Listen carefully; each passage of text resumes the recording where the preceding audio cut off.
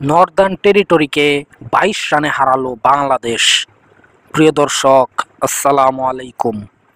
Top and টি-20 সিরিজে প্রথম ৩ ম্যাচের দুটিতে হেরেছিল বাংলাদেশ এ দল, তাই পরের পর্বের পথ মসৃণ রাখতে আজ নর্দার্ন টেরিটরি স্ট্রাইকার্সের বিপক্ষে জয়টা গুরুত্বপূর্ণ ছিল বাংলাদেশের জন্য।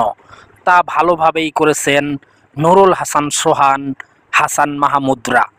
অস্ট্রেলিয়ার দলটিকে ২২ রানে হারিয়ে আবারও জয়ে ফিরেছে বাংলাদেশ এ দল। ডারউইনে টস হেরে আগে ব্যাট করতে নেমে নির্ধারিত ২০ ওভারে ৪ উইকেট হারিয়ে ১৭২ রান সংগ্রহ করে বাংলাদেশ এ দল। ৪০ বলে ৪১ রান করেছেন আফিফ হোসেন।